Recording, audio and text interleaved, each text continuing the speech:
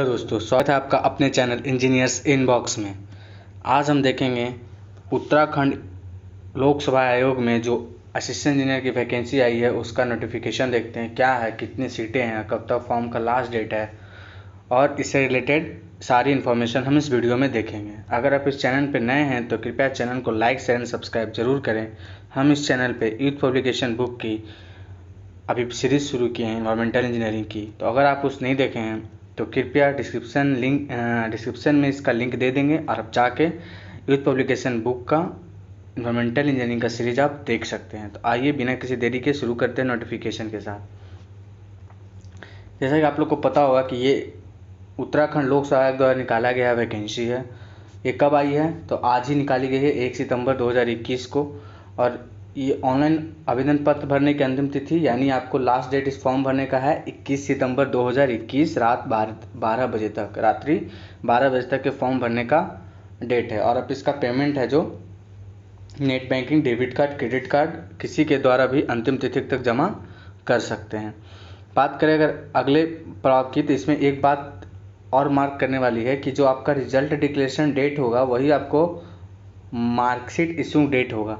अभ्यर्थी की शैक्षिक अर्हता के संबंध में परीक्षा परिणाम घोषित होने की तिथि ही रिजल्ट डिक्लेरेशन डेट होगा। वह तिथि मानी जाएगी जो अंक पत्र निर्गत होने के तिथि मार्कशीट इशू डेट, जो मार्कशीट इशू डेट है उसी को आपको रिजल्ट डिक्लेरेशन डेट के तौर पे इस्तेमाल करना है, जो कि फॉर्म भरते समय आपसे पूछेगा। तो आप यहाँ पे देख लिए। बात करें अगर अगले पड़ाव की जो इम्पोर्टेंट है तो आइए देखते हैं अगला इम्पोर्टेंट क्या है।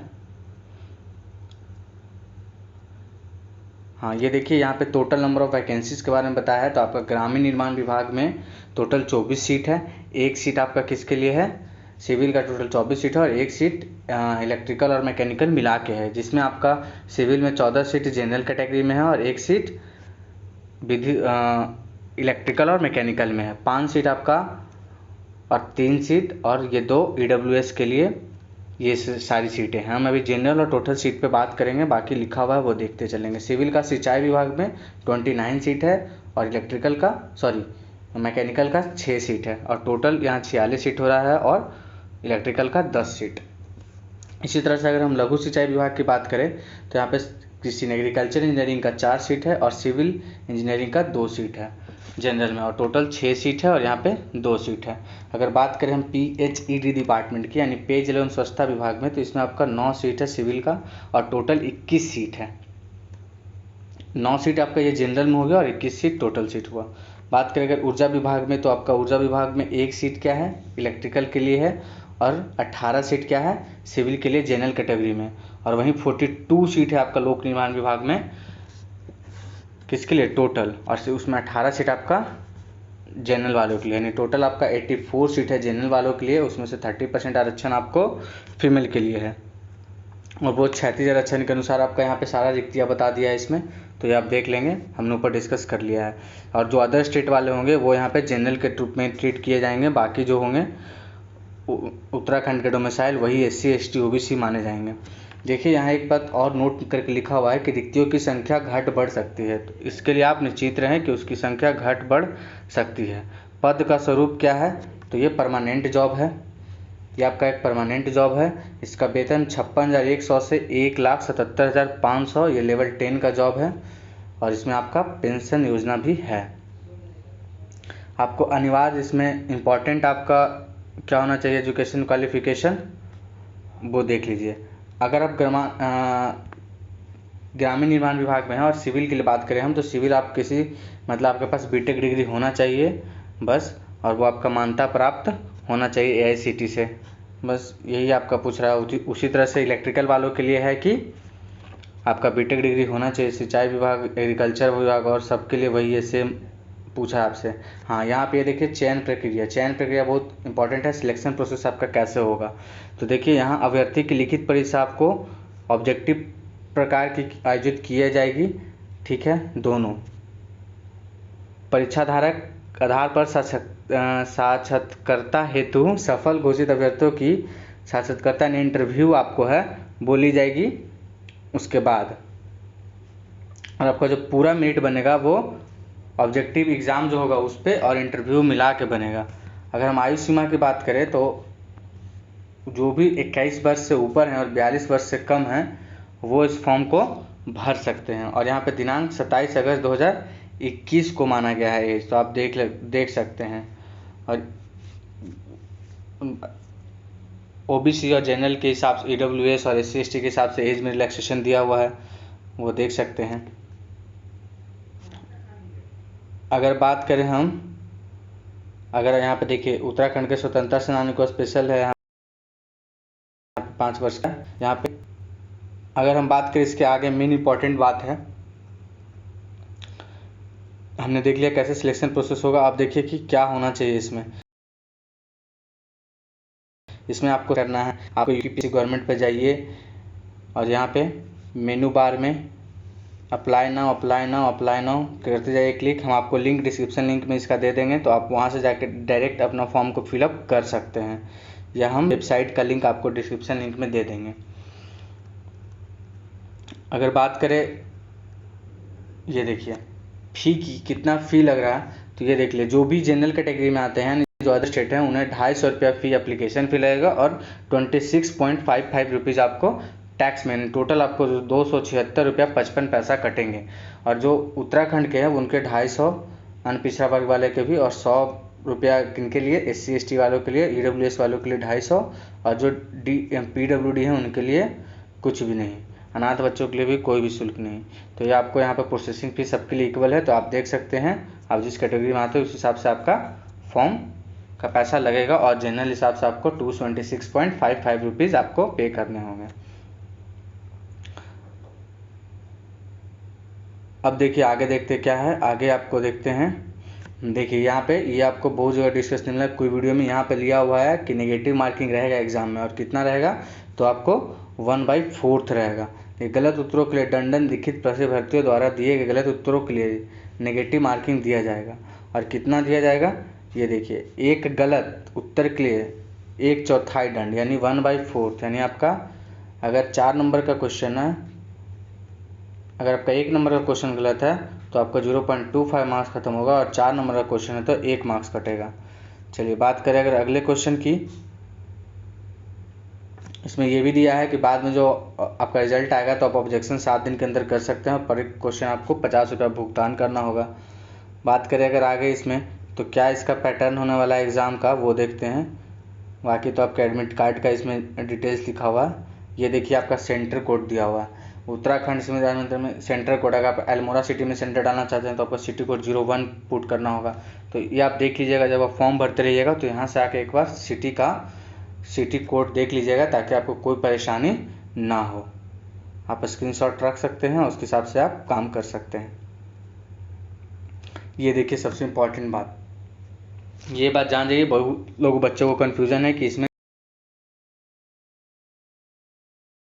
हिंदी का सारा मार्क्स जुटेगा। एक बात का ध्यान रखिए, तो जनरल हिंदी वो 100 नंबर का होगा, जनरल इंग्लिश भी 100 नंबर का होगा, और जीएस भी 100 नंबर का होगा, और इसमें प्रत्येक अंक सबका 1-1 अंक होगा। तो आपको यानी 100 नंबर का हिंदी हो गया, 100 नंबर का इंग्लिश हो गया, 100 नंबर का जीएस हो गया, और 2 घंटा समय दिया आपको प्रत्येक के लिए, टोटल आपका 300 हो गया नॉन टेक पार्ट। ठीक, अगर हम बात करें अब टेक्निकल के, तो टेक्निकल आपका 2 पाली में होगा, यानी 2 पेपर होगा, एक होगा 180 सेट का, एक होगा 180 सेट का, 360 नंबर 360 नंबर, यानी टोटल आपका 720 नंबर का टेक्निकल होगा पार्ट 1 पार्ट 2 में। और आपको समय दिया जाएगा 3-3 घंटा। नंबर ऑफ क्वेश्चन 180, और प्रत्येक क्वेश्चन 2 मार्क्स का, आपको समय दिया जाएगा 3 घंटा। तो आपने देख लिया 720 मार्क्स का आपका सिविल इंजीनियरिंग होगा। उसी तरह से मैकेनिकल इंजीनियरिंग वालों के लिए भी है, और इलेक्ट्रिकल इंजीनियरिंग वालों के लिए भी है, और एग्रीकल्चर इंजीनियरिंग वालों के लिए भी है। अगर हम टोटल परीक्षा की बात करें तो आपका कितना हो गया, तो आपका 300 नंबर नॉन टेक और 720 नंबर टेक्निकल मिला के आपका 1020 हो गया, और 100 नंबर का इंटरव्यू होगा, एंड टोटल आपका 1120 अंक पे ही मेरिट बनेगा। ये देख लीजिए। अब इसने यहाँ पे सिलेबस को बहुत अच्छे तरीक़ा से दिया है। तो देखिए समान हिंदी का सिलेबस दिया है इसने, और समान अंग्रेजी का कह रहा है कि आपको जो इस तरह से बस रहेगा ना, जो हाई स्कूल का जो हिंदी का सिलेबस है वही रहेगा। समान अंग्रेजी का आगे दिया हुआ इंग्लिश का, और समान अध्ययन के बारे में क्या दिया हुआ, ये देखिए बहुत लोगों को कन्फ्यूजन है। सामायिक घटना और ऐसी बातों, सामायिक घटना का मतलब जो करंट अफेयर हैं उनके वैज्ञानिक पहलू को ध्यान देते हुए वैसी जानकारी सम्मिलित होगी जो प्रतिदिन के अनुभव में आती है। शिक्षित व्यक्ति से अपेक्षा की जाती है, मतलब नॉर्मल, इसका कोई ज़्यादा नहीं रहेगा। जो आप नॉर्मल यही एग्ज़ाम के वगैरह में जो आप जीएस पेपर सॉल्व करते हैं वही पेपर इसमें भी रहने वाला है। और इंटरव्यू आपका ज़्यादा कुछ नहीं है, बस ये आपका चेक करेगा थोड़ा बहुत, वो आपको पता ही है। आइए देखिए सिलेबस के बारे में बात करें तो यहाँ पे बहुत अच्छे सिलेबस दिया है। ये आपका किसका, इंग्लिश का सिलेबस है। इसने लिख दिया है कि आपका नंबर ऑफ क्वेश्चन 100 रहने वाले हैं, मैक्सिमम मार्क्स 100 रहने वाला है। तो terms commonly use in office communication 5 को रहेगा आपका। डायरेक्ट नरेशन आपका 5 क्वेश्चन का रहेगा। यूज ऑफ कंडीशनल्स आपका 5 नंबर का रहेगा। Proper ordering of jumble sentence 6 number का रहेगा। तो इस तरह से सारा सिलेबस इसने मेंशन कर रखा है। आइए जब सिविल इंजीनियरिंग का बात करेंगे तो सिविल इंजीनियरिंग में पेपर 1 है और जिसका पार्ट ए दिया हुआ है। पेपर 1 में 2 है, पार्ट ए पार्ट बी। इसने theory of structure, steel design और आरसी डिज़ाइन, इसने इसको क्या रखा है, पार्ट ए में रखा है पेपर 1 का। और फ्लूइड मैकेनिक्स, हाइड्रोलिक इंजीनियरिंग, जिसमें design of canal structure, diversion head work, dams वगैरह सब इसमें कंसिडर किया उसने। और सॉइल मैकेनिक्स, ये आपका पार्ट बी में रखा है। आप पीडीएफ डिस्क्रिप्शन लिंक में दे देंगे, वहाँ से डाउनलोड करके आप देख सकते हैं इसका सिलेबस अच्छे से। और एग्ज़ाम की तैयारी करने से पहले प्रिंट आउट करवा ले ताकि आपको हर एक सिलेबस अच्छे से पता हो। और पेपर 2 होगा जो अलग 180 क्वेश्चन का होगा, उसमें आपका building construction, railway and highway engineering और पार्ट ए में। और पार्ट बी में आपका आ जाएगा वाटर रिसोर्सेज इंजीनियरिंग, जिसमें आपका वाटर रिक्वायरमेंट ऑफ क्रॉप्स, इसको इरीगेशन इंजीनियरिंग भी बोल सकते हैं। Distribution system for canal irrigation, फिर आपका सैनिटेशन एंड वाटर सप्लाई हो गया, एनवायरमेंटल इंजीनियरिंग हो गया और typical feature of sewerage system हो गया। ये सारे सिलेबस आपके सिविल 1 और सिविल 2 में, पार्ट 1 और पार्ट 2 में आ गए। इसी तरह से मैकेनिकल के सिलेबस है। हमारा मेन मकसद अभी सिविल पे था, तो आप जल्दी से फॉर्म भरिए। और ये देखिए उनके लिए है जिनको कुछ प्रमाण पत्रों का ज़रूरत है, वो सारा मेंशनड है। ये देखिए कुछ 4 है, कुछ 5, ये आपको सारा इसमें प्रमाण पत्र भी दिया, उसका फॉर्मेट क्या होना चाहिए। ये physical limitation examination to write है कि हैंडीकैप वगैरह के लिए, अंडरटेकिंग है अगर ऑन स्क्राइब के लिए। और इसने यहाँ पे मिनिमम मार्क्स मेंशन कर दिया है कि अगर आप जनरल कैटेगरी में हैं तो आपको लिखित परीक्षा में कम से कम 40% मार्क्स लाना ही होगा और अंतिम चयन परिणाम में आपका 45 मार्क्स ऊपर होना चाहिए। यानी अगर जनरल परीक्षा की बात करें तो आपका 40%, यानी इसका 40% आपका मार्क्स रहना ज़रूरी है, तभी आपको करेगा। यानी 4 दूना 8, 0 408 मार्क्स आपका कम से कम होना चाहिए, तब आप पास करेंगे। और दूसरा बात टोटल, तो आपको इसका 45% होना चाहिए। तो ये आप निकाल लीजिएगा कितना मार्क्स आएगा। तो कर ही देते हैं 556, तो 56 नंबर 560 में से 56, 10 में 6 हो गया 4, 504 नंबर आपको लाना है। यानी इसके लिए कम से कम मिनिमम मार्क्स रखा गया है 40% और इसको 45%, यानी 504 लाना है आपको 1120 में से। और इसमें से कितना लाना है, अभी पीछे मैंने लिखा था, ये 1020 में से लाना है। उसी तरह से अन्य पिछड़ा वर्ग के लिए दिया हुआ है, आर्थिक रूप से पिछड़ा वर्ग के लिए दिया हुआ है और अनुसूचित जनजाति के लिए दिया हुआ है परसेंटेज। यही 37 पेज का नोटिफिकेशन था। वीडियो में अंत तक बने रहने के लिए धन्यवाद। अगर आपको इस नोटिफिकेशन से रिलेटेड कोई भी डाउट है तो कृपया कमेंट बॉक्स में मेंशन ज़रूर करें। And please like, share and subscribe the channel. Thank you.